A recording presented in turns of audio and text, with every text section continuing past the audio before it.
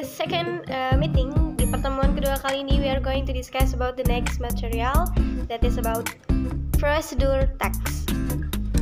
Untuk di pertemuan kedua ini, bahasan kita adalah tentang prosedur teks. Pasti sudah pada sering dengar kan tentang apa itu prosedur teks. Jadi prosedur teks adalah, lihat di sini,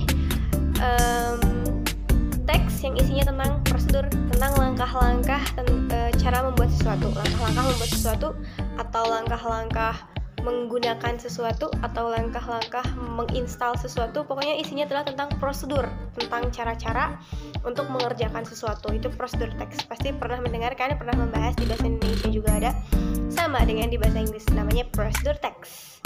Teks yang isinya menjelaskan tentang langkah-langkah apa, apapun itu boleh.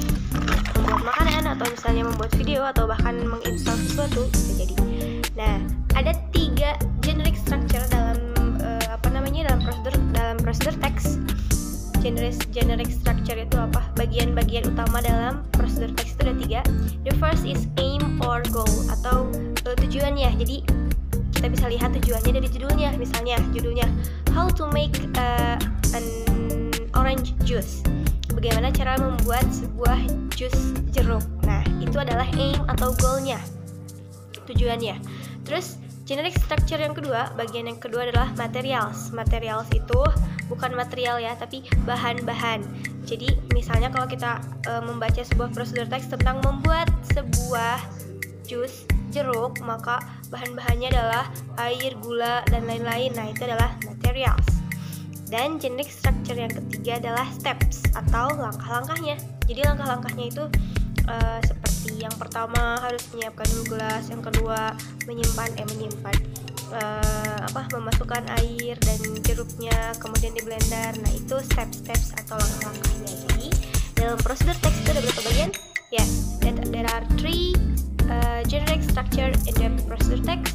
The first is goal or aim atau tujuannya. Yang kedua adalah materials atau bahan-bahannya, dan yang ketiga adalah steps atau langkah-langkahnya. Nah, di dalam prosedur teks itu kita bisa menemukan generic language features atau bahasa yang sering muncul di dalam prosedur teks. Jadi ada imperative sentence namanya, atau kalimat langsung, kalimat perintah langsung, seperti misalnya look at here, cut the banana into pieces.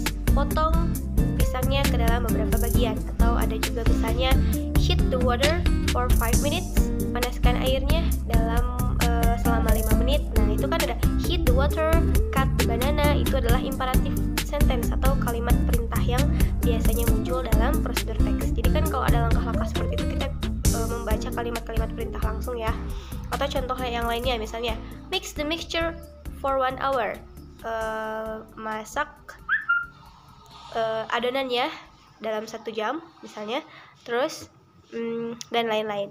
Nah, seperti itu penjelasan singkat prosedur teks. Teman-teman boleh mencari langsung contoh-contohnya di internet, banyak banget. Dan silakan dikerjakan tugas di WhatsApp group. If you have any question, please drop your question in WhatsApp group. Silakan ditanyakan di WhatsApp group, and see you next meeting. Assalamualaikum. Sorry, it's DJ.